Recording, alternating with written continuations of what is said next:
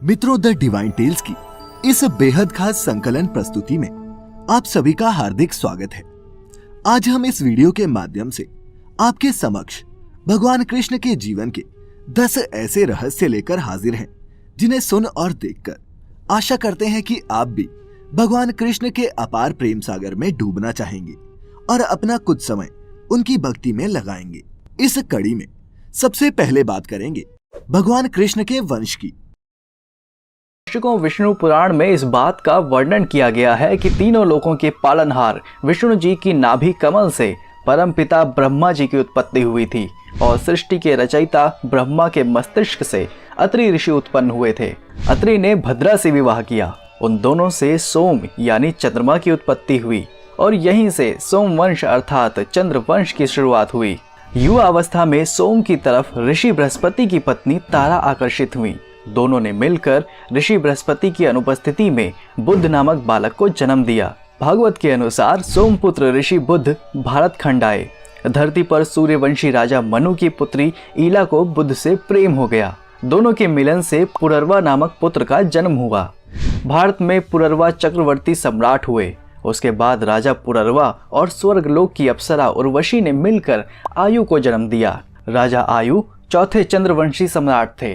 राजा आयु ने राजा सर्वभानु की पुत्री प्रभा से विवाह किया। इस विवाह से 5 पुत्र हुए, जिनके नाम हैं नहुष, छत्रवर्ध, रंभ, रजी और अदेना। बाद में युवराज नहुष सिंहासन के उत्तराधिकारी बने। राजा नहुष ने व्रजा से विवाह किया। रानी व्रजा से 6 पुत्र यति, ययाति, समति, अयति, वियति और कृति और एक रुचि को जन्म दिया। बाद में राजकुमारी रुचि का विवाह चैवन ऋषि और सुकन्या के पुत्र अपन वंश से हुआ। राजा नहुष के ज्येष्ठ पुत्र यति धार्मिक प्रवृत्ति के थे। उनकी राजपाट में तनिक भी रुचि नहीं थी। उनके स्थान पर ययाति राजा हुए। महाराजा ययाति ने 2 विवाह किए। पहली पत्नी असुरों के गुरु शुक्राचार्य की पुत्री देवयानी थी और ययाति की दूसरी पत्नी का नाम शर्मिष्ठा था, जो वृषप्रवा की कन्या थी।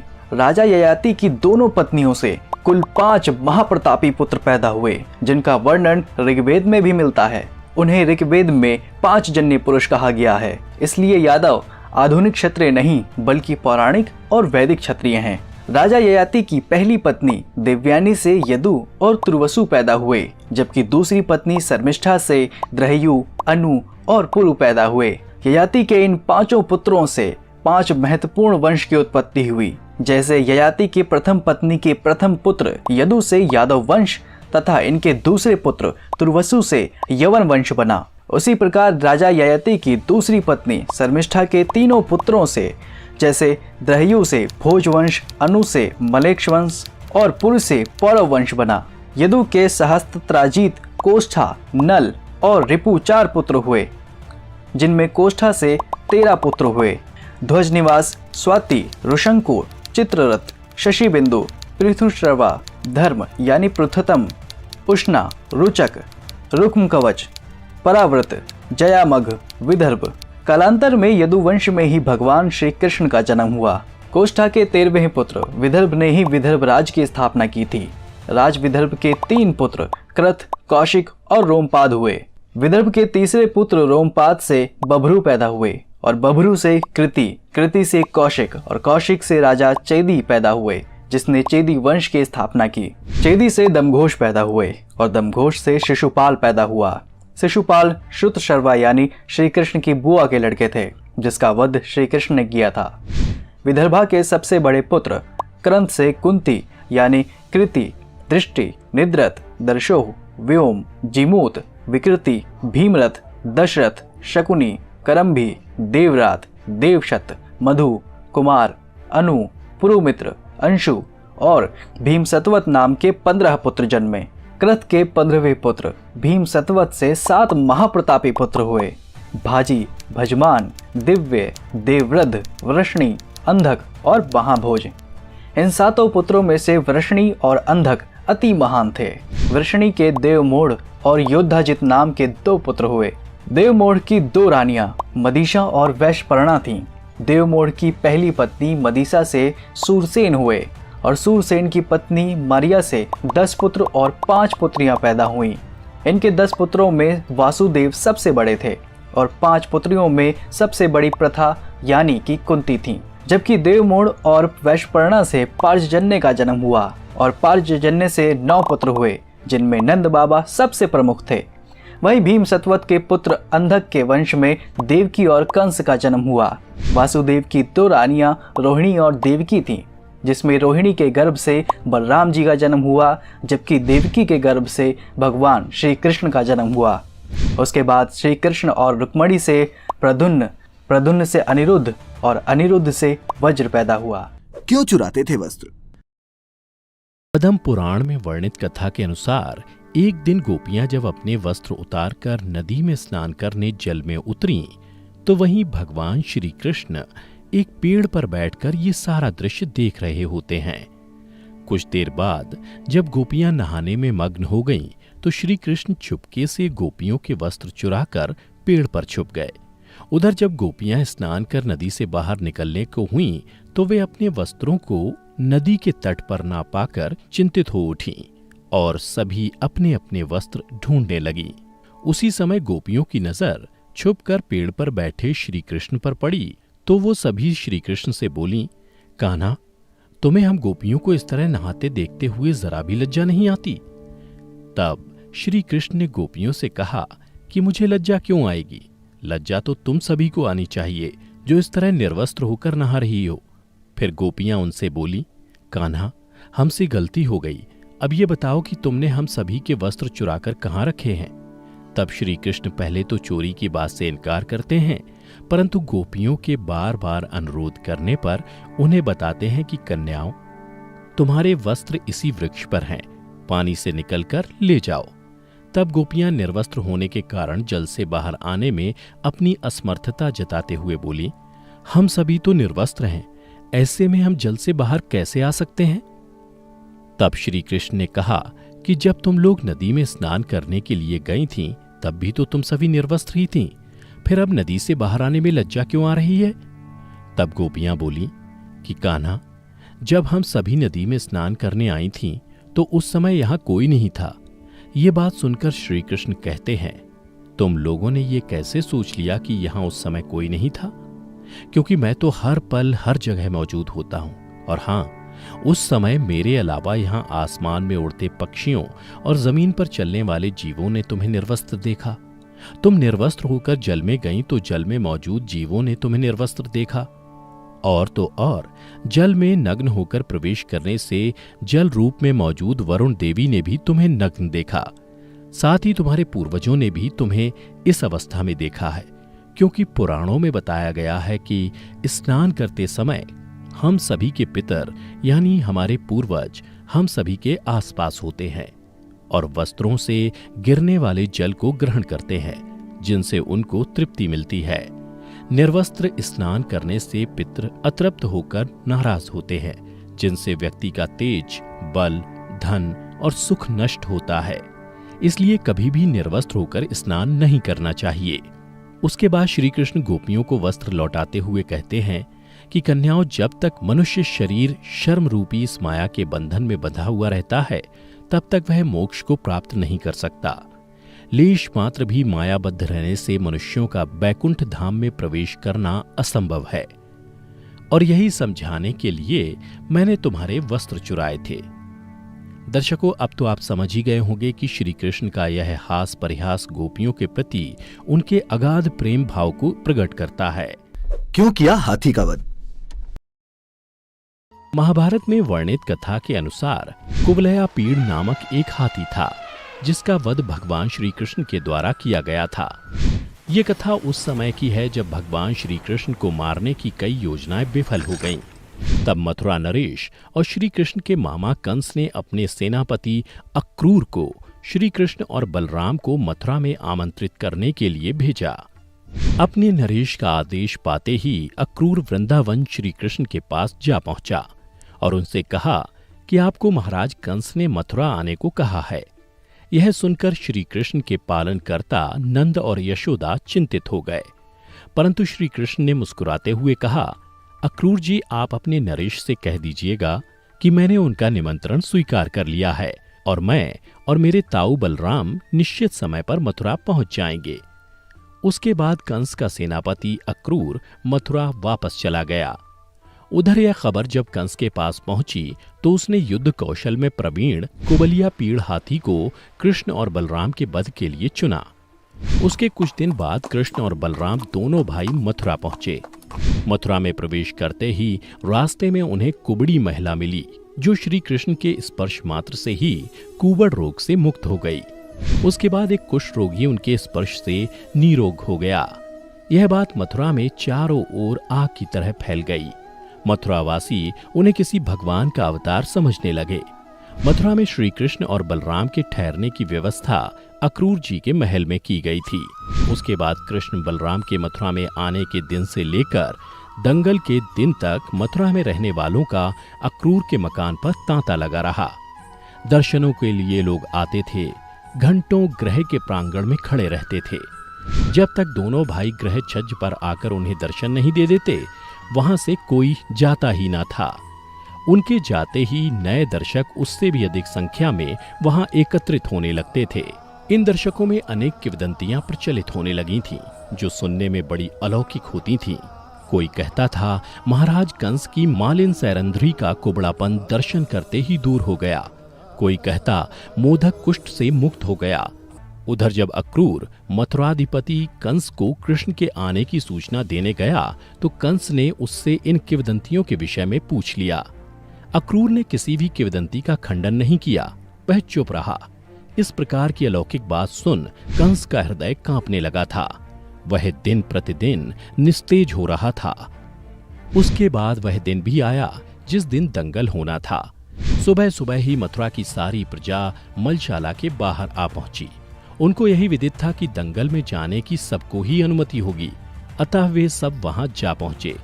परंतु वहां पहुंचकर प्रजाजनों ने देखा कि मलशाला के द्वार पर एक हाथी खड़ा था और भीतर जाने का यत्न करने वाले को सूंड से उठाकर दूर फेंक रहा था। मलशाला में नगाड़े की ध्वनि आने लगी थी। नगाड़े की ध्वनि सुन कृष्ण बलराम, जो स्नान आदि से निवृत्त होकर तैयार बैठे थे, उस ओर चल पड़े। फिर दोनों प्रशंसकों से घिरे मलशाला के द्वार पर पहुंचे तो वहां एकत्रित भीड़ ने इनको पूर्ण परिस्थिति से अवगत करा दिया। कृष्ण समझ गए कि यह उनको भीतर अकेले घेरने का षड्यंत्र है। इस कारण उन्होंने सबको पीछे हटकर खड़े रहने की राय दी। दोनों भाई आगे बढ़ हाथी के महावत से बोले, ओ महावत, हम कंस के निमंत्रण पर उससे मलयुद्ध करने के लिए आए हैं, हमारा मार्ग छोड़ दो। तब हाथी पर बैठे महावत ने श्री कृष्ण से कहा कि पहले प्रवेश पत्र दिखाओ, यहाँ बिना प्रवेश पत्र के भीतर जाने की अनुमति नहीं है। दोनों भाइयों के पास प्रवेश पत्र तो था, परंतु वे तो प्रजा के लिए मार्ग द्वार खोलना चाहते थे। इसलिए वे बोले, हम योद्धा हैं, हम बिना प्रवेश पत्र के ही भीतर जाएंगे। इस पर महावत के संकेत पर हाथी ने उनको पकड़ने के लिए सूंड उठाई और कृष्ण को कमर में लपेटने के लिए झपटा, परंतु कृष्ण बड़ी ही चपलता से एक ओर दूर हट गए और हाथी की पीठ की ओर जाकर खड़े हो गए। उसके बाद इससे पहले कि हाथी को महावत घुमाए, कृष्ण ने हाथी की पूंछ पकड़ ली और उसे घसीटने लगे। हाथी के लिए यह एक नया अनुभव था। वह घबराकर पीछे हटने लगा। इस प्रकार देखने वालों को ऐसा प्रतीत हुआ कि हाथी पीछे की ओर घसीटता जा रहा है। यह देख मथुरा की प्रजा श्री कृष्ण की जय जयकार करने लगी। इससे घबराकर हाथी अपने दोनों अगले पांव उठाकर पिछले पांव के बल खड़ा हो गया और जोर जोर से चिंघाड़ने लगा। यह अवसर देख कृष्ण पूंछ का आश्रय लेकर हाथी की पीठ पर चढ़ गए और लपक कर महावत की गर्दन पर सवार हो गए। महावत कृष्ण की इस स्फूर्ति और उनके मन की दृढ़ता देख घबरा गया। अंकुश उसके हाथ से छूट गया। थोड़ी देर बाद श्री कृष्ण भी हाथी से फिसलकर नीचे जमीन पर आ गिरे। कृष्ण को जमीन पर देखते ही कुबलिया पीड़ उन पर झपट पड़ा और सूंड से कृष्ण को लपेट लिया। वह कृष्ण को नीचे पटकने ही वाला था कि वो पकड़ से फिसलकर निकल आए। कृष्ण जल्दी से हाथी के पैरों के पीछे छिप गए। कृष्ण को फिसलते देख कुबलिया पीड़ ने उन्हें कुचलने के लिए अपना पैर उठाया, लेकिन कृष्ण फिर बच गए। दैत्याकार हाथी को देखकर बलराम भी अपने भाई को बचाने आ गए। हाथी ने दोनों भाइयों को गुस्से से देखा और दांतों से उन पर हमला करने के लिए झपटा। कृष्ण और बलराम ने मजबूती से उसका एक एक दांत पकड़ लिया और उन्हें टुकड़े टुकड़े कर दिया। हाथी तड़प कर नीचे गिर पड़ा। दोनों ने उसी हाथी के दांतों से उसे मार डाला। उसके बाद दोनों भाई मथुरा के साथ मलशाला में प्रवेश कर गए। उधर कंस हाथी के मारे जाने की सूचना पाकर चिंतित हो गया और सोचने लगा कि हो ना हो यही देवकी का 8वां पुत्र है और भविष्यवाणी के अनुसार यही मेरा वध करेगा। भगवान कृष्ण का बहरूपिया। आज के इस एपिसोड में हम आपको बताएंगे कि पौराणिक ग्रंथों के अनुसार द्वापर युग में श्री कृष्ण के स्वरूप का एक बहरूपिया भी हुआ करता था, जो लोगों से ये कहता कि वो ही असली वासुदेव है, जो इस धरा को सारे पापों से मुक्त करने के लिए अवतरित हुआ है। और उस बहरूपिये का नाम था पौंड्रक वासुदेव। वह करुष देश का राजा था और सबसे आश्चर्य की बात यह थी कि भगवान श्री कृष्ण की तरह ही उसके पिता का नाम भी वासुदेव ही था। पौंड्रक शक्तिशाली तो था, परंतु बड़ा ही मूर्ख था। वह भगवान श्री कृष्ण को ग्वाला कहता था। इतना ही नहीं, पौंड्रक भी भगवान श्री कृष्ण की तरह ही नकली शंख, तलवार, मोर मुकुट, कौस्तुभ मणि और पीले वस्त्र धारण करता था। विष्णु पुराण के 5वें अंश के 34वें अध्याय में वर्णित कथा के अनुसार एक बार पौंड्रक ने अपने एक दूत को भगवान कृष्ण के पास एक संदेश देने के लिए द्वारका भेजा। द्वारका पहुंचने पर उस दूत को बड़े ही आदर सत्कार के साथ अतिथि गृह में ठहराया गया। फिर अगली सुबह द्वारका की राजसभा में दूत को संदेश देने के लिए उपस्थित किया गया। उसके बाद श्री कृष्ण ने सबसे पहले उस दूत से कहा कि हे दूत, पहले ये बताओ कि तुम किसका संदेश लेकर आए हो। तब उस दूत ने कहा, हे श्री कृष्ण, मैं करुष देश के राजा पौंड्रक का दूत हूँ और उन्होंने मुझे आपके लिए खास संदेश के साथ यहाँ भेजा है। क्या वो संदेश मैं आपको सुना सकता हूँ? फिर श्री कृष्ण की आज्ञा पाते ही पौंड्रक के दूत ने संदेश कहना शुरू किया। उसने कहा, हे श्री कृष्ण, अब मैं जो संदेश आपको सुनाने जा रहा हूँ उसका एक शब्द भी मेरा नहीं है। संदेश के सारे शब्द महाराज पौंड्रक के हैं, जिसके अनुसार उन्होंने आपको ये कहलवाया है कि एकमात्र मैं ही वासुदेव हूँ, दूसरा कोई नहीं है। प्राणियों पर कृपा करने के लिए मैंने ही अवतार ग्रहण किया है। तुम तो एक ग्वाला हो जो बचपन में लोगों के घरों से माखन चुराया करते थे। तुमने झूठ मूठ का अपना नाम वासुदेव रख लिया है, अब उसे छोड़ दो। यदुवंशी तुमने मूर्खतावश मेरे चिन्ह धारण कर रखे हैं, उन्हें छोड़कर मेरी शरण में आओ और मेरा सुदर्शन चक्र जो तुमने चुरा रखा है उसे मुझे लौटा दो, और यदि मेरी बात तुम्हें स्वीकार ना हो तो मुझसे युद्ध करो। पौंड्रक के दूत की ये बात सुनकर उग्रसेन आदि सभासद जोर जोर से हंसने लगे। उनकी हंसी समाप्त होने के बाद भगवान श्री कृष्ण ने दूत से कहा कि हे दूत, तुम जाकर अपने राजा से मेरी ओर से यह कह देना कि रे मूर्ख, चक्र आदि चिन्ह यों ही नहीं छोड़ूंगा और ना ही मैं तुमसे युद्ध करने से डरता हूँ। भगवान श्री कृष्ण का यह तिरस्कार पूर्ण संवाद लेकर पौंड्रक का दूत अपने स्वामी के पास आया और उसे कह सुनाया।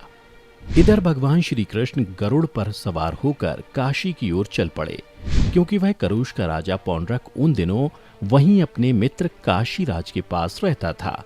काशी की सीमा पर पहुंचकर द्वारका की सेना ने आक्रमण कर दिया। उधर भगवान श्री कृष्ण के आक्रमण का समाचार पाकर महारथी पौंड्रक भी 2 अक्षौहिणी सेना के साथ शीघ्र ही नगर से बाहर निकल आया। काशी का राजा पौंड्रक का मित्र था, इसलिए वह भी उसकी सहायता करने के लिए 3 अक्षौहिणी सेना के साथ उसके पीछे पीछे आ गया। अब भगवान श्री कृष्ण ने पौंड्रक को देखा। पौंड्रक ने भी उन्हीं की तरह शंख, चक्र, तलवार, गदा, शारंग, धनुष और श्रीवत्स चिन्ह आदि धारण कर रखे थे।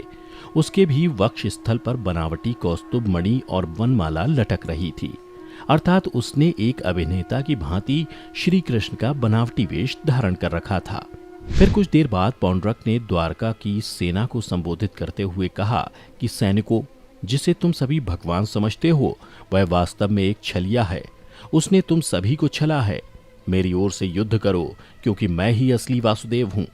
अगर तुम लोगों को मेरी बातों पर विश्वास नहीं हो रहा है तो तुम लोग ही ये बताओ कि क्या ये सच नहीं है कि बचपन में ये ग्वाला वृंदावन में लोगों के घर चोरियां करता था, उनका माखन चुराकर खा लिया करता था। तब उससे भी मन नहीं भरा तो वह वहां की बहू बेटियों के वस्त्र चुराने लगा ताकि उनकी इज्जत से ये खेल सके। यह सुनकर श्री कृष्ण क्रोधित हो उठे और उन्होंने पौंड्रक से कहा, रे मूर्ख, चुप हो जा, नहीं तो मैं तुम्हारा अंत कर दूंगा। यह सुन पौंड्रक जोर जोर से हंसने लगा और फिर श्री कृष्ण से कहना शुरू किया कि रे ग्वाला, तू क्या मुझे मारेगा? तुझ में इतनी शक्ति ही कहाँ है कि तू मेरा वध कर सके? तुम तो मेरे सुदर्शन चक्र को चुराकर खुद को बलवान समझते हो। यदि तुम में हिम्मत है तो मेरा सुदर्शन चक्र मुझे वापस कर दे। इसी तरह पौंड्रक ने श्री कृष्ण को कई प्रकार से अपमानित किया और फिर भगवान श्री कृष्ण और शत्रु सेना के बीच भयंकर युद्ध शुरू हो गया। ये युद्ध काफी देर तक चला। युद्ध के दौरान काशीराज भी बलराम के हाथों मारे गए और जब अंत में पौंड्रक अकेला बच गया तब भगवान श्री कृष्ण पौंड्रक से बोले, पौंड्रक, तुम मुझसे अपना सुदर्शन चक्र मांग रहे थे ना, लो मैं तुम्हें तुम्हारा चक्र वापस कर रहा हूं। इतना कहकर भगवान श्री कृष्ण ने अपना सुदर्शन चक्र पौंड्रक की ओर छोड़ दिया। यह देख पौंड्रक मुस्कुराने लगा और उसने अपनी उंगली उठा ली ताकि भगवान श्री कृष्ण की भांति ही वह भी सुदर्शन चक्र को अपनी अंगुली में धारण कर सके।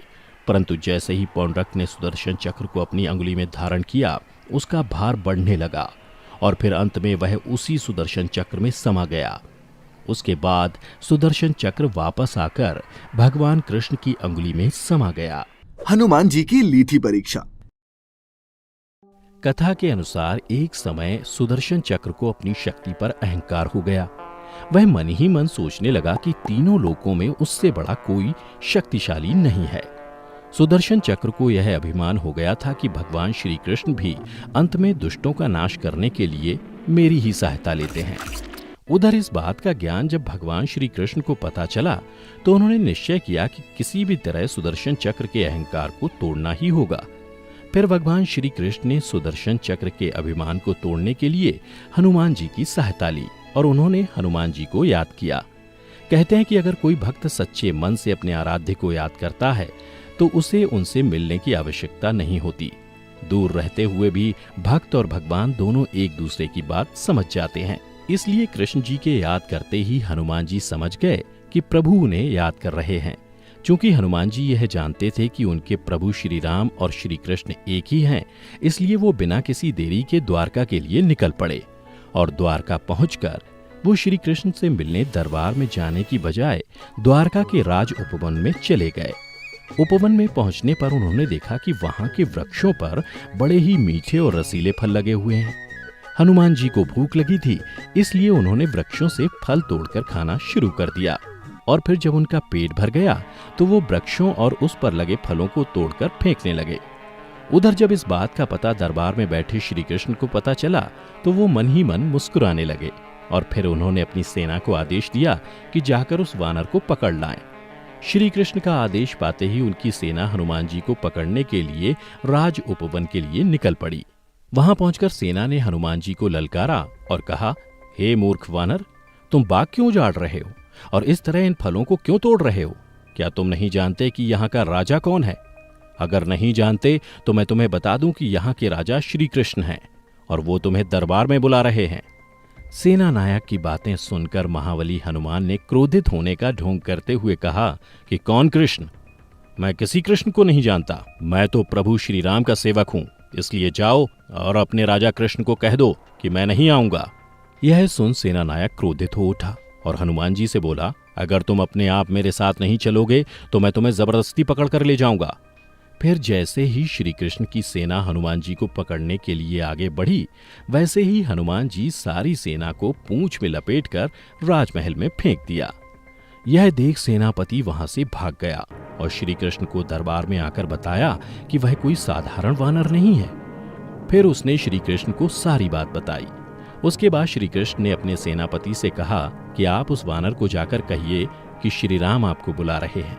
यह सुन सेना नायक वहां से हनुमान जी के पास चला गया।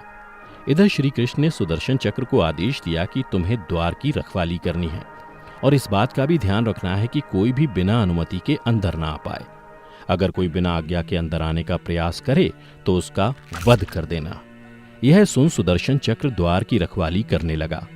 चूंकि श्री कृष्ण ये समझते थे कि श्री राम का संदेश सुनकर हनुमान जी एक पल भी नहीं रुक सकते हैं। उधर सेना नायक ने जब हनुमान जी से कहा कि श्री राम तुम्हें बुला रहे हैं तो हनुमान जी बिना देर किए दरबार के लिए निकल पड़े और जब दरबार के द्वार पर पहुंचे तो सुदर्शन चक्र ने उन्हें रोकते हुए कहा कि मेरी अनुमति के बगैर तुम अंदर नहीं जा सकते। किंतु सुदर्शन चक्र यह नहीं जानता था कि जब श्री राम बुला रहे हों तब हनुमान जी को तीनों लोकों में कोई नहीं रोक सकता। सुदर्शन की बात सुनकर हनुमान जी ने सुदर्शन से अपना रास्ता छोड़ने के लिए कहा, लेकिन सुदर्शन ने हनुमान जी को युद्ध के लिए ललकारा और फिर दोनों में महाभयंकर युद्ध होने लगा। किंतु कुछ समय बाद जब हनुमान जी को ज्ञात हुआ कि सुदर्शन के साथ युद्ध में उलझकर मेरा समय बर्बाद हो रहा है, तो उन्होंने मन ही मन सोचा कि किसी भी तरह इस युद्ध को जल्द ही समाप्त करना होगा। उसके बाद उन्होंने सुदर्शन को पकड़कर अपने मुंह में रख लिया और फिर वो अंदर दरबार में पहुंच गए। दरबार में पहुंचकर हनुमान जी सबसे पहले श्री कृष्ण के चरणों में नतमस्तक हो गए। यह देख श्री कृष्ण जी ने हनुमान को गले से लगा लिया और फिर उनसे पूछा, हनुमान, तुम अंदर कैसे आए? क्या किसी ने तुम्हें रोका नहीं? तब हनुमान जी ने कहा, भगवान, सुदर्शन ने रोका था, परंतु मैंने सोचा आपके दर्शनों में ज्यादा विलंब ना हो, इसलिए मैं उनके साथ युद्ध में नहीं उलझा और उसे मैंने अपने मुंह में दबा लिया। इतना कहकर हनुमान जी ने अपने मुंह से सुदर्शन चक्र को निकालकर श्री कृष्ण के चरणों में रख दिया। यह देख सुदर्शन चक्र का सर शर्म से झुक गया और इस तरह अब उसका घमंड भी चूर हो गया था। कैसे डूबी थी द्वारका? द्वारका नगरी को श्री कृष्ण की कर्मभूमि भी माना जाता है। महाभारत में वर्णित कथा के अनुसार श्री कृष्ण ने जब कंस का वध किया तब जरासंध ने कृष्ण और यदुवंशियों का नामो निशान मिटाने की ठान ली और मौका मिलते ही जरासंध मथुरा और यादवों पर बार बार आक्रमण करता रहा। धीरे धीरे उसके अत्याचार बढ़ने लगे तो अंत में यादवों की सुरक्षा के लिए श्री कृष्ण ने मथुरा को छोड़ने का निर्णय लिया और मथुरा से निकलने के बाद भगवान श्री कृष्ण ने एक ऐसे नगर की स्थापना की जो विशाल और सुसंगत था। इस नगर का नाम था द्वारका नगरी। कहते हैं कि श्री कृष्ण अपने कुल बंधुओं के साथ द्वारका में बड़े आराम से रहने लगे। समय बीतता गया। 36 साल तक राज करने के बाद और श्री कृष्ण की मृत्यु के बाद द्वारका नगरी समुद्र में समा गई। पौराणिक ग्रंथों में द्वारका के समुद्र में विलीन होने से जुड़ी 2 कथाओं का विवरण मिलता है।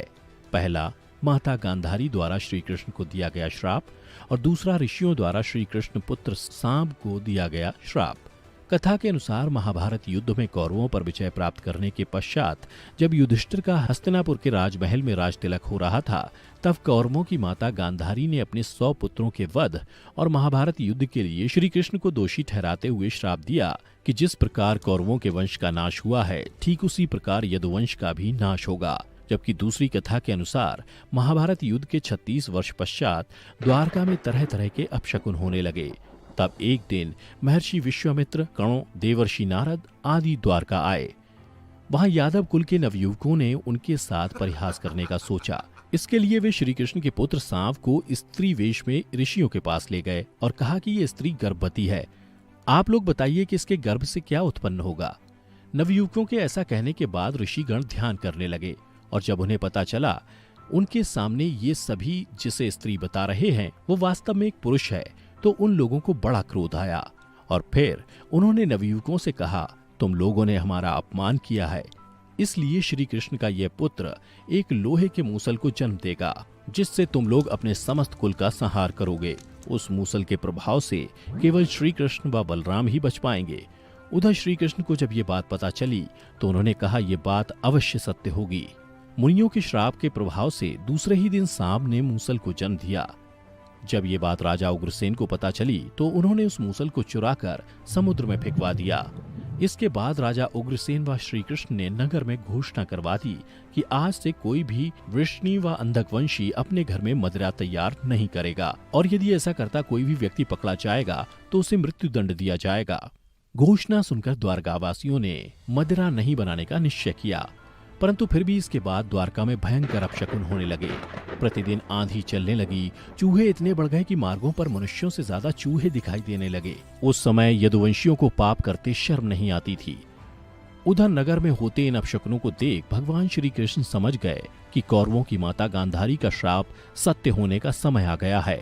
उन्होंने देखा कि इस समय वैसा ही योग बन रहा है जैसा महाभारत के युद्ध के समय बना था।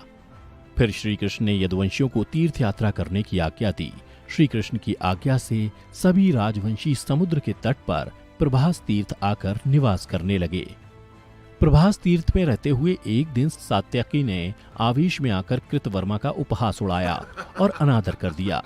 कृतवर्मा ने भी कुछ ऐसे शब्द कहे कि सात्यकी को क्रोध आ गया और उसने कृतवर्मा का वध कर दिया। यह देख अंधक वंशियों ने सात्यकी को घेर लिया और हमला कर दिया। सात्यकी को अकेला देख श्री कृष्ण के पुत्र प्रद्युम्न उसे बचाने दौड़े और सात्यकी और प्रद्युम्न अकेले ही अंधक वंशियों से भिड़ गए, परंतु संख्या में अधिक होने के कारण वे अंधक वंशियों को पराजित नहीं कर पाए और अंत में उनके हाथों मारे गए। अपने पुत्र और सात्यकी की मृत्यु से क्रोधित होकर श्री कृष्ण ने एक मुट्ठी एर का घास उखाड़ ली। हाथ में आते ही वह घास वज्र के समान भयंकर लोहे की मूसल बन गई। जो कोई भी वह घास उखाड़ता वह भयंकर मूसल में बदल जाती। उन मूसलों के एक ही प्रहार से प्राण निकल जाते थे। उस समय काल के प्रभाव से सभी वीर मूसलों से एक दूसरे का वध करने लगे। यदुवंशी भी आपस में लड़ते हुए मरने लगे। श्री कृष्ण के देखते ही देखते सांब, चारुदेशन, अनिरुद्ध और गद की मृत्यु हो गई। अंत में श्री कृष्ण ने अपने सारथी दारुक से कहा कि तुम हस्तिनापुर जाओ और अर्जुन को पूरी घटना बताकर द्वारका ले आओ। दारुक ने ऐसा ही किया। इसके बाद श्री कृष्ण बलराम को उसी स्थान पर रहने का कहकर द्वारका लौट आए। फिर श्री कृष्ण ने पूरी घटना अपने पिता वासुदेव जी को बता दी। यदुवंशियों के संहार की बात जानकर उन्हें भी बहुत दुख हुआ। श्री कृष्ण ने वासुदेव जी से कहा कि आप अर्जुन के आने तक स्त्रियों की रक्षा करें। इस समय बलराम जी वन में मेरी प्रतीक्षा कर रहे हैं, मैं उनसे मिलने जा रहा हूं। ये कहकर श्री कृष्ण बलराम से मिलने चल पड़े। वन में जाकर श्री कृष्ण ने देखा कि बलराम जी समाधि में लीन है। देखते ही देखते बलराम शेषनाग रूप में परिवर्तित हो गए और भगवान श्री कृष्ण से आज्ञा लेकर बैकुंठ धाम वापस लौट गए। उधर बलराम जी द्वारा देह त्यागने के बाद श्री कृष्ण वन में घूमने लगे। घूमते घूमते वे एक स्थान पर बैठ गए और गांधारी द्वारा दिए गए श्राप के बारे में विचार करने लगे। देह त्यागने की इच्छा से श्री कृष्ण ने अपनी इंद्रियों का संयमित किया और महायोग की अवस्था में पृथ्वी पर लेट गए। जिस समय भगवान श्री कृष्ण समाधि में लीन थे, उसी समय जरा नाम का एक शिकारी हिरणों का शिकार करने के उद्देश्य से वहां आ गया। उसने हिरण समझकर दूर से ही श्री कृष्ण पर वाण चला दिया। वाण चलाने के बाद जब वो अपना शिकार पकड़ने के लिए आगे बढ़ा तो योग में स्थित भगवान श्री कृष्ण को देखकर उसे अपनी भूल पर पश्चाताप हुआ। तब श्री कृष्ण ने उसे आश्वासन दिया और परम धाम चले गए। इधर दारुक हस्तिनापुर पहुंचकर यदुवंशियों के संहार की पूरी घटना पांडवों को बता दी। यह सुनकर पांडवों को बहुत शोक हुआ। अर्जुन तुरंत ही अपने मामा वसुदेव से मिलने के लिए द्वारका चल दिए। अर्जुन जब द्वारका पहुंचे तो श्री कृष्ण की रानियां उन्हें देखकर रोने लगीं। उन्हें रोता देख अर्जुन भी रोने लगे और श्री कृष्ण को याद करने लगे। इसके बाद अर्जुन वसुदेव जी से मिले। वसुदेव जी ने अर्जुन को श्री कृष्ण का संदेश सुनाते हुए कहा कि द्वारका शीघ्र ही समुद्र में डूबने वाली है, अतः तुम सभी नगरवासियों को अपने साथ ले जाओ। उसके बाद अर्जुन अपने साथ श्री कृष्ण के परिजनों तथा सभी नगरवासियों को लेकर इंद्रप्रस्थ की ओर चल दिए। उन सभी के जाते ही द्वारका नगरी समुद्र में डूब गई। यह दृश्य देखकर सभी को बड़ा आश्चर्य हुआ और 2005-2007 में भारतीय पुरातत्व सर्वेक्षण के निर्देशन में भारतीय नौसेना के गोताखोरों ने समुद्र में समाये द्वारका नगरी के अवशेषों को खोज निकाला, जो इस पौराणिक कथा की प्रामाणिकता को साबित कर चुका है।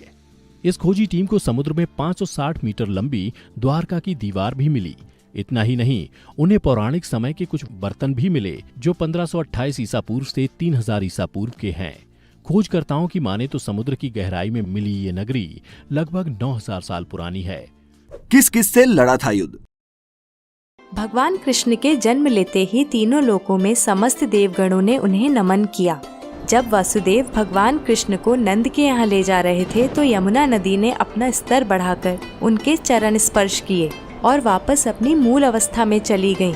और इसमें अचंभे की तो कोई बात ही नहीं है। परमेश्वर का एक स्पर्श मात्र ही उद्धार के द्वार खोल देता है। भगवान कृष्ण बाल्यावस्था से ही समस्त लोक में विख्यात हो गए थे।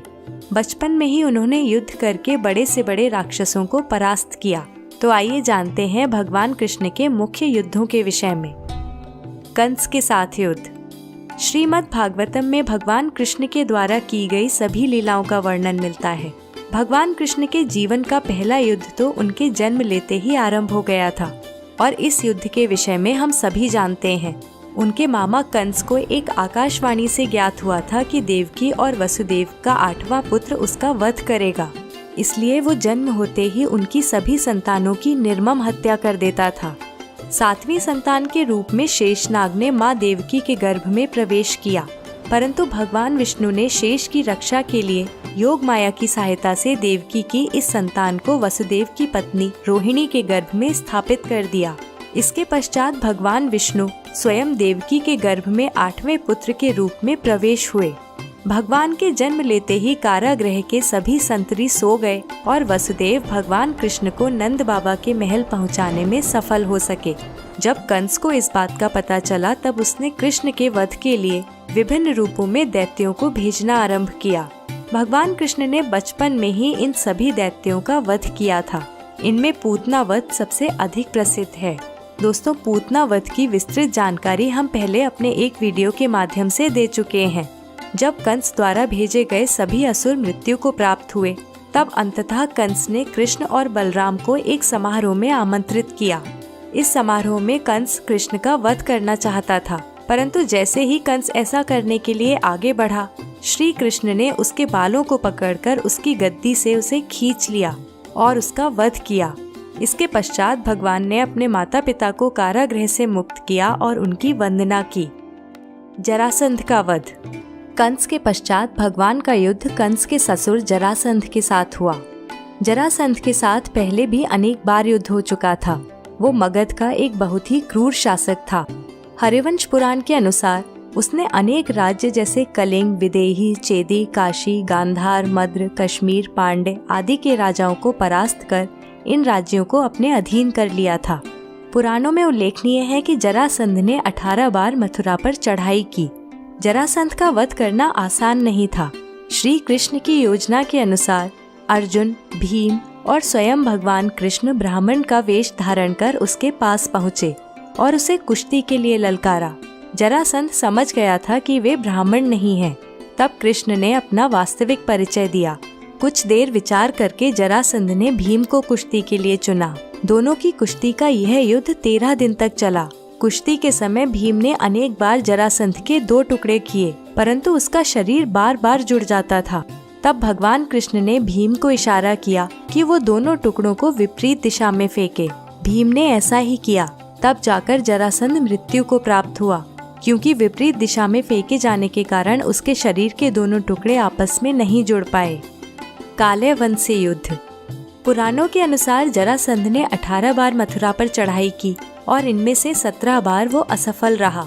अंतिम चढ़ाई में उसने काले वन नामक एक विदेशी शासक को साथ में लिया और मथुरा नरेश को युद्ध का संदेश भेजा।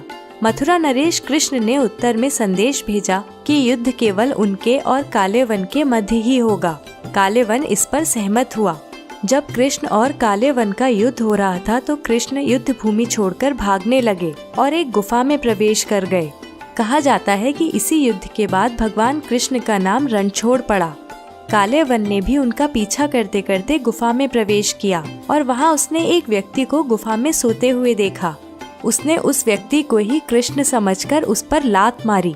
जैसे ही उस व्यक्ति ने आंखें खोली तो तत्काल ही काले वन उनके तेज से जलकर भस्म हो गया।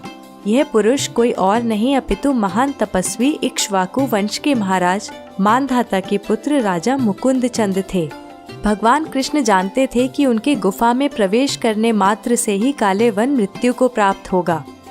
कृष्ण और शिव का जीवाणु युद्ध। इस युद्ध को विश्व का प्रथम जीवाणु युद्ध माना जाता है। इसमें भगवान कृष्ण ने बाणासुर और महादेव शिव के साथ युद्ध के समय माहेश्वर ज्वर के विरुद्ध वैष्णव ज्वर का प्रयोग किया।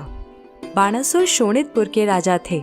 उनकी एक कन्या थी जिसका नाम उषा था। उषा अनिरुद्ध से प्रेम करती थी और अनिरुद्ध श्री कृष्ण के पुत्र प्रद्युम्न के पुत्र थे। उषा ने एक बार अपनी मायावी सहेली चित्रलेखा से कहकर अनिरुद्ध का हरण करवा लिया। इसके पश्चात अनिरुद्ध और उषा ने गंधर्व विवाह किया। जब बाणासुर को यह ज्ञात हुआ तो उसने अनिरुद्ध को कारागृह में डाल दिया। एक बार महादेव शिव ने बाणासुर को उसकी रक्षा का वचन दिया था। जब भगवान कृष्ण को अनिरुद्ध के कारागृह में होने की बात पता चली तो उन्होंने बाणासुर के राज्य पर चढ़ाई कर दी। बाणासुर ने शिव जी का आवाहन करके उनसे अपनी रक्षा का निवेदन किया और तब शिव की सेना और कृष्ण की सेना के मध्य भयंकर युद्ध हुआ। दोनों पक्षों ने विध्वंसक शस्त्रों का प्रयोग किया। जैसे शिव जी ने पाशुपतास्त्र और भगवान कृष्ण के द्वारा नारायणास्त्र का प्रयोग किया गया। दोनों ही शस्त्रों से भयंकर अग्नि उत्पन्न हुई, परंतु किसी भी पक्ष को कोई हानि नहीं हुई। तब अंततः शिव जी ने अपना सबसे प्रभावशाली अस्त्र शिव ज्वर अग्नि अर्थात माहेश्वर ज्वर छोड़ा, जिसके कारण चारों दिशाओं में अग्नि फैल गई और भयानक जीवाणुओं के कारण बीमारियां फैलने लगी।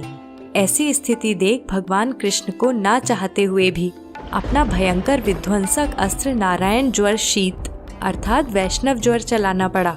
इससे ज्वर का तो विनाश हो गया, परंतु अग्नि और शीत ने मिलकर प्राकृतिक वातावरण का नाश कर दिया।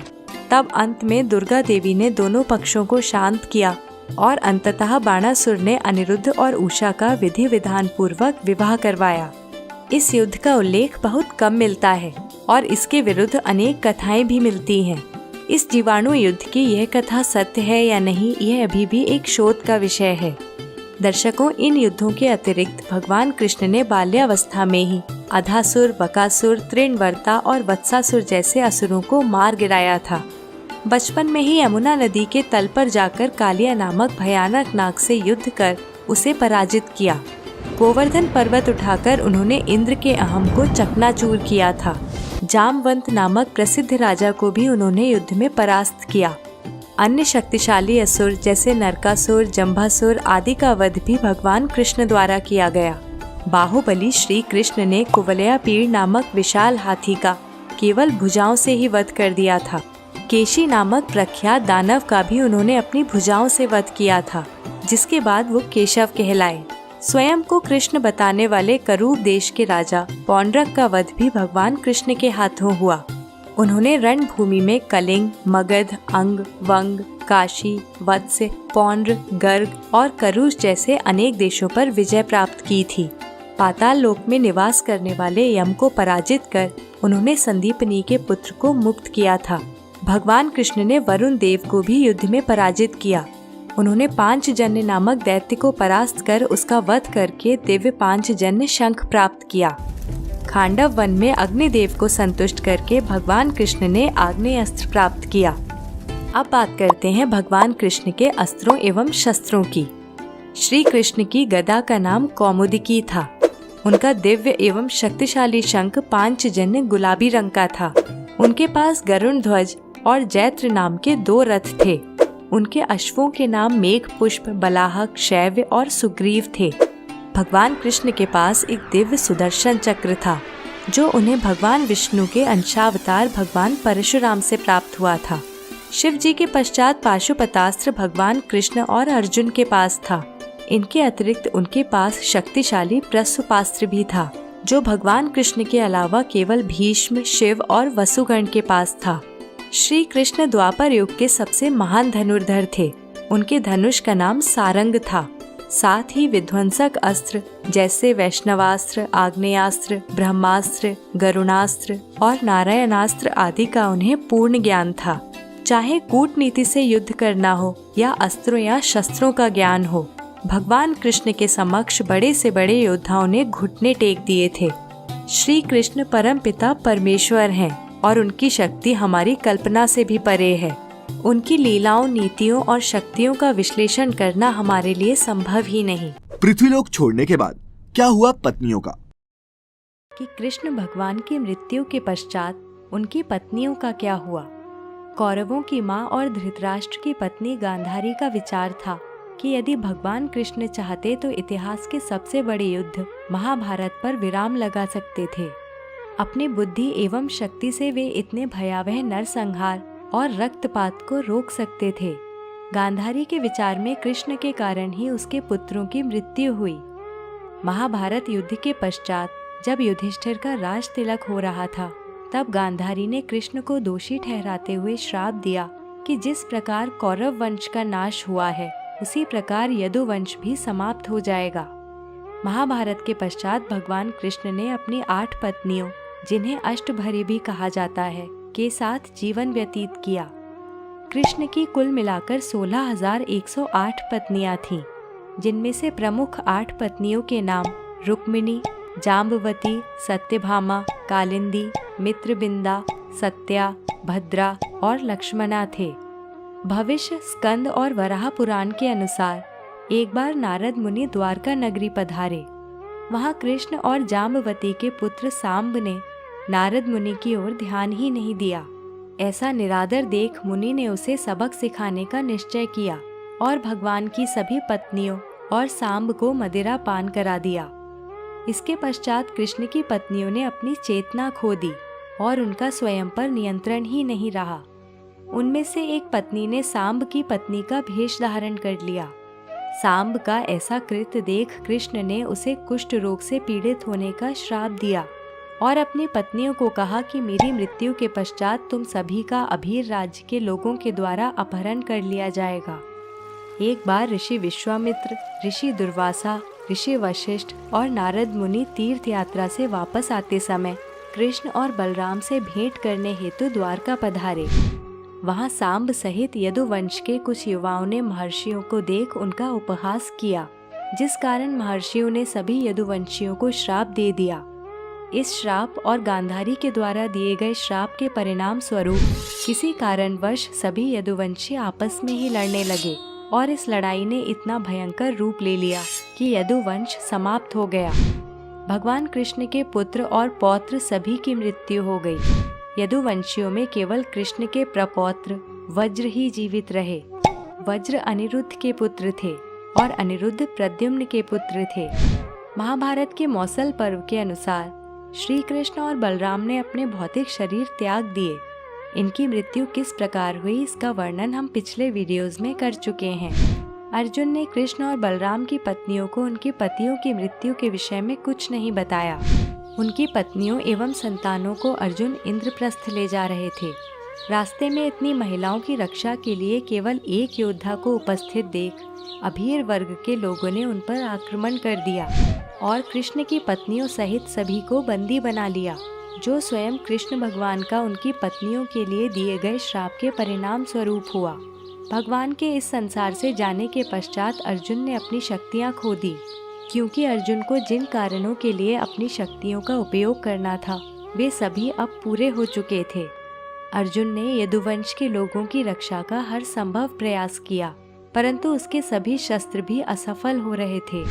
केवल कृष्ण की 8 पत्नियां, बलराम की पत्नियां और कुछ सेवक ही अभीरों के आक्रमण से बच गए थे। ये सभी अर्जुन के साथ पहले इंद्रप्रस्थ और अंत में कुरुक्षेत्र पहुँचे। हस्तिनापुर के लोगों ने द्वारका वासियों को शरण देने के उचित प्रबंध किए। अर्जुन ने सभी को राज्य में उचित स्थान देकर अपना कर्तव्य पूर्ण किया और अंत में भगवान कृष्ण के प्रपौत्र वज्र को मथुरा का राजा बनाया। इसके पश्चात अर्जुन ने अष्टभर्य को भगवान कृष्ण की मृत्यु के विषय में भी बता दिया, जिसके परिणाम स्वरूप रुक्मिणी और जाम्बवती सती हो गई और सत्यभामा समेत अन्य पत्नियां वन में तपस्या के लिए चली गईं। ये सभी केवल फल और पत्तों के आहार पर जीवित रहकर भगवान श्री हरि की आराधना करती रहीं। भगवान कृष्ण के सबसे शक्तिशाली अस्त्र नारायणास्त्र। यदि नारायणास्त्र का प्रयोग एक बार किया जाता था तो संपूर्ण सृष्टि में कोई भी शक्ति इसे रोकने में सक्षम नहीं थी। इस अस्त्र को केवल समर्पण से रोका जा सकता था। शत्रु यदि कहीं छुप भी जाए तो यह अस्त्र उसे ढूंढकर उसका वध कर देता था। यदि किसी को इस अस्त्र से बचना होता था तो समर्पण के अतिरिक्त कोई विकल्प नहीं था। इसका निर्माण सतयुग में स्वयं भगवान नारायण द्वारा किया गया। महाभारत काल में इस अस्त्र का ज्ञान भगवान विष्णु के रूप भगवान कृष्ण, गुरु द्रोणाचार्य और उनके पुत्र अश्वत्थामा को था। युद्ध के समय जब अश्वत्थामा ने अपने पिता की मृत्यु के पश्चात पांडवों की अक्षौहिणी सेना को नष्ट कर दिया था, तब भगवान कृष्ण ने सबको समर्पण करने के लिए कहा, अन्यथा पांडव सेना का विनाश निश्चित था। सुदर्शन चक्र। सुदर्शन चक्र 12 अरों, 2 युगों और 6 नाभियों से युक्त था। यह अत्यंत गतिशील और बड़े से बड़े अस्त्रों का नाश करने वाला था। उल्लेखनीय है कि इसके अरों में देवता, सभी राशियां, अग्नि, ऋतुएं, सोम, वरुण, मित्र, इंद्र, प्रजापति, हनुमान, तप, धनवंतरी और चैत्र माह से फाल्गुन माह तक सभी 12 मास प्रतिष्ठित थे। सुदर्शन चक्र को तीव्रता से उंगली से घुमाने पर यह वायु के प्रवाह के साथ मिलकर अग्नि प्रज्वलित कर शत्रु को भस्म कर सकता था। यह दिखने में बहुत आकर्षक और तुरंत संचालित होने वाला विध्वंसक अस्त्र था। इसके ऊपर और नीचे की सतहों पर लोहे के शूल लगे हुए थे। एक कथा के अनुसार यह चक्र भगवान विष्णु को असुर श्री दामा का वध करने के लिए शिव जी से प्राप्त हुआ था। भगवान विष्णु से यह अग्निदेव के पास गया, अग्निदेव से वरुण देव के पास और वरुण देव से भगवान परशुराम के पास पहुंचा और अंततः परशुराम ने सुदर्शन चक्र भगवान कृष्ण को दिया। कहा जाता है गोमांतक पर्वत पर श्री कृष्ण और जरासंध के युद्ध के पश्चात कृष्ण और परशुराम की भेंट हुई और भगवान कृष्ण ने परशुराम को युद्ध का पूरा हाल सुनाया। तब परशुराम ने कृष्ण को सुदर्शन चक्र के योग्य बताकर उन्हें यह अस्त्र सौंप दिया। भगवान कृष्ण द्वारा इसका पहला प्रयोग एक हिंसक प्रवृत्ति के राजा श्रीगाल पर किया गया था। एक अन्य कथा के अनुसार ऐसा माना जाता है कि भगवान कृष्ण को यह अस्त्र देवी से प्राप्त हुआ था। कौमुदकी गदा। कौमुदकी गदा को भगवान विष्णु अपने बाएं हाथ में धारण करते हैं। यह विष्णु जी की शक्तियों का स्रोत है। विष्णु जी की भिन्न भिन्न अवस्थाओं में यह गदा भिन्न बातों का प्रतीक है। जैसे विष्णु जी की ध्यानावस्था में कौमुदकी ज्ञान, बुद्धि एवं समय की शक्ति को प्रदर्शित करता है। विष्णु पुराण में गदा को ज्ञान की शक्ति बताया गया है। इसके अतिरिक्त यह गदा वो लोग जो अहम एवं अहंकार में जीते हैं उनकी इस प्रकार की प्रवृत्ति को भी प्रदर्शित करता है। विष्णु धर्मोत्तर पुराण में कौमुदकी भगवान विष्णु की पत्नी तथा समृद्धि एवं बुद्धि की देवी लक्ष्मी को दर्शाता है। वहीं कृष्णोपनिषद में यह गदा माँ काली अर्थात समय की शक्ति को दर्शाता है। यह गदा महाभारत काल में भगवान कृष्ण को वरुण देव से प्राप्त हुई थी। कौमुदकी भयंकर गर्जना उत्पन्न करके शक्तिशाली असुरों और राक्षसों का विनाश करने में सक्षम थी। वैष्णवास्त्र। भगवान विष्णु द्वारा निर्मित वैष्णवास्त्र की सबसे बड़ी शक्ति थी इसकी गति। बहुत अधिक तीव्र गति के कारण शत्रु के लिए इसे रोक पाना बहुत कठिन होता था। भगवान विष्णु के वराह अवतार ने यह अस्त्र पृथ्वी को प्रदान किया था। पृथ्वी से यह नर्क के राजा नरकासुर को प्राप्त हुआ। नरकासुर ने यह अस्त्र अपने पुत्र भागदत्त को प्रदान किया। भागदत्त प्राग ज्योतिषपुर का राजा था। महाभारत के द्रोण पर्व में उल्लेखनीय है कि राजा भागदत्त और अर्जुन के मध्य चल रहे युद्ध के समय जब अर्जुन के बाणों से भागदत्त पूरी तरह घायल हो गया, तब कुपित होकर उसने वैष्णवास्त्र का प्रयोग अर्जुन पर किया।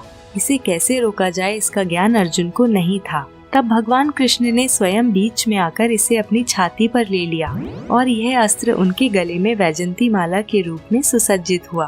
क्योंकि भगवान कृष्ण स्वयं इसके निर्माता थे, इसलिए यह उन्हें हानि नहीं पहुंचा सकता था। महाभारत काल में यह अस्त्र श्री कृष्ण के अतिरिक्त भगवान परशुराम, भागदत्त, महारथी कर्ण और कृष्ण पुत्र प्रद्युम्न के पास था। इस अस्त्र को संचालित करने के पश्चात यह पहले आकाश की ओर बहुत ऊंचाई तक जाता था और बिजली की गति से नीचे आकर शत्रु पर प्रहार करता था। तो मित्रों, भगवान कृष्ण की कुटिलता, ज्ञान एवं बुद्धि के साथ साथ उनके ये अस्त्र किसी भी बुराई, अधर्म या पापी का विनाश करने में सक्षम थे। नहीं जला था संस्कार में शरीर का ये अंग। ऐसा कहा जाता है कि जब भगवान कृष्ण की मृत्यु के पश्चात उनका दाह संस्कार हुआ, तब उनके शरीर का एक अंग नहीं जला था। तो आइए इस वीडियो के माध्यम से जानते हैं कि क्या भगवान के शरीर का दाह संस्कार हुआ? यदि हाँ, तो कौन सा अंग नहीं जला और क्यों? भगवान कृष्ण की लीलाएं उनके बचपन से ही बहुत रोचक रही हैं। उनकी मनमोहक छवि, उनके द्वारा की गई लीलाएं और उनके प्रति सबका प्रेम अतुलनीय है। भगवद गीता के अनुसार भगवान कृष्ण की मर्जी के बिना एक पत्ता भी नहीं हिलता, अर्थात संसार में जो कुछ भी होता है वो केवल उनकी इच्छा से ही होता है। उनकी इच्छा के बिना कुछ भी संभव नहीं। वे ही परमपिता परमात्मा हैं। महाभारत का युद्ध भी उनकी इच्छा से ही हुआ, जिसके माध्यम से उन्होंने धर्म का महत्व बताया और उन्होंने स्वयं भी धर्म का ही पक्ष लिया। चूँकि कौरव अधर्म के पक्षपाती थे, भगवान कृष्ण ने दुर्योधन को बहुत समझाने का प्रयास किया, परंतु दुर्योधन अपने हठ पर ही अड़ा रहा। तब महाभारत युद्ध के अतिरिक्त और कोई चारा नहीं बचा था।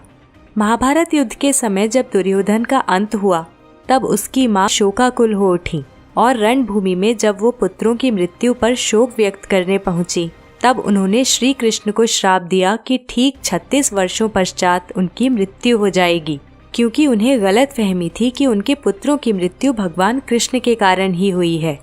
वास्तव में तो भगवान कृष्ण किसी श्राप के कारण नहीं, अपितु अपनी इच्छा से ही संसार से अदृश्य हुए थे, क्योंकि जो भी इस संसार में आता है उसकी देह का विनाश निश्चित है। भगवान मृत्यु लोक छोड़कर कैसे अपने लोक गए, इसका वर्णन भागवत पुराण के 11वें स्कंद में मिलता है। मित्रों, यह तो आप जानते ही हैं कि भागवत पुराण शुकदेव गोस्वामी जी के द्वारा राजा परीक्षित को सुनाई गई थी। 11वें स्कंद में शुकदेव जी परीक्षित महाराज से कहते हैं कि भगवान कृष्ण ने विचार किया कि यदुवंश अभी भी पृथ्वी पर है और पूर्णतया मुझ पर आश्रित है। यदुवंश के लोग धन, जनबल, घोड़े आदि से बलशाली हैं और पृथ्वी पर अपनी मनमानी कर रहे हैं। यहाँ तक कि देवता भी उन्हें पराजित नहीं कर सकते।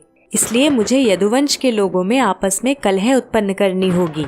उसके पश्चात ही मैं अपने धाम वापस जाऊंगा। ऐसा विचार करके भगवान ने एक लीला रचाई। आइए इसे विस्तार में जानते हैं। भगवान कृष्ण द्वारका नगरी के राजा थे। एक बार ऋषि विश्वामित्र, नारद मुनि और ऋषि दुर्वासा द्वारका नगरी पधारे। द्वारका में युवाओं का स्वभाव बहुत चंचल और उद्दंड था। एक बार कृष्ण पुत्र सांब समेत कुछ यदुवंश कुमारों को शरारत सूझी। सांब ने स्त्री का रूप धारण किया और वे सभी तीनों ऋषियों के पास पहुँचे और सांब को गर्भवती महिला बताकर ऋषियों के साथ मजाक करने का दुस्साहस किया। ऋषियों ने भाप लिया कि उनके साथ मजाक हो रहा है। तब उन्होंने सांब को श्राप दिया कि वो ऐसे मूसल को जन्म देगा जिससे उसके कुल का नाश होगा।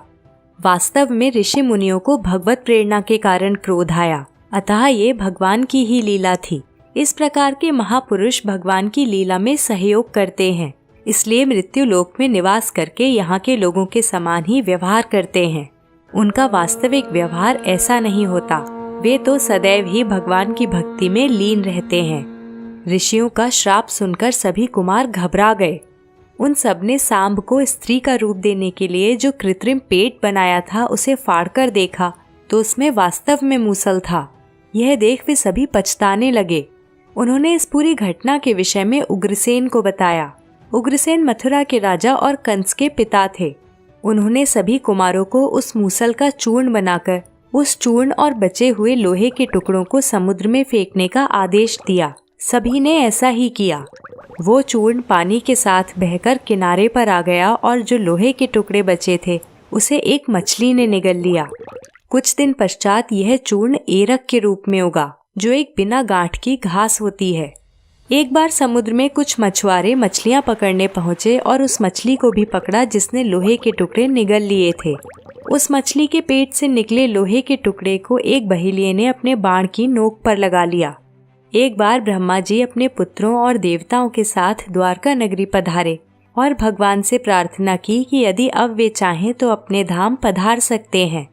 तब श्री कृष्ण ने कहा कि मैं निश्चय कर चुका हूँ कि यदुवंशियों का नाश होते ही मैं परम धाम के लिए प्रस्थान करूँगा।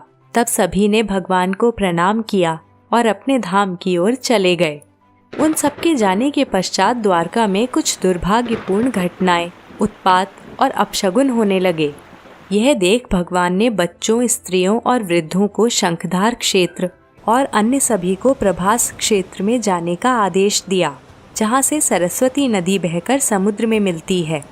प्रभास क्षेत्र में पहुंचकर सभी ने भगवान के आदेशानुसार पूजा अर्चना एवं भक्ति पूरी श्रद्धा से किए, परंतु वे सभी मैरेयक नामक मदिरा का पान करने लगे। इस मद का स्वाद तो मीठा होता है, परंतु यह बुद्धि भ्रष्ट करने वाला है। इसका सेवन करते ही सभी यदुवंशियों की बुद्धि भ्रष्ट होने लगी और सभी आपस में ही झगड़ने लगे। इस लड़ाई ने इतना भयंकर रूप ले लिया कि सभी यदुवंशी मृत्यु को प्राप्त हुए। इस प्रकार भगवान कृष्ण का उद्देश्य पूर्ण हुआ। इस घटना के पश्चात बलराम जी नदी के तट पर चिंतन में लीन हो गए और ध्यान में रहकर ही भौतिक शरीर को त्याग दिया। कुछ समय पश्चात ही भगवान कृष्ण एक पीपल के पेड़ के नीचे बैठे और सभी दिशाओं से अंधकार को नष्ट कर उन्हें प्रकाशमान करने लगे। उस समय भगवान के बैठने की अवस्था कुछ ऐसी थी कि वे अपनी दाईं जांघ पर बायां चरण रखे हुए थे। उनके चरण कमलों की आभा रक्त के समान प्रतीत हो रही थी। एक बहेलिये ने भगवान के चरणों को दूर से देखा, जो उसे हिरण के मुख के समान नजर आए। यह वही बहेलिया था जिसने मछली के पेट से निकले लोहे को अपने बाण में लगा लिया था। उसने हिरण समझकर भगवान की देह को बाण से भेद दिया। इसके पश्चात भगवान अपने शरीर समेत ही भगवत धाम के लिए प्रस्थान कर गए। इस प्रकार ऋषियों द्वारा दिए गए श्राप के कारण यदुवंश का नाश हुआ और गांधारी के द्वारा दिया गया श्राप भी पूरा हुआ, क्योंकि महाभारत के पश्चात भगवान कृष्ण के 36 वर्ष इस धरती पर पूर्ण हो चुके थे।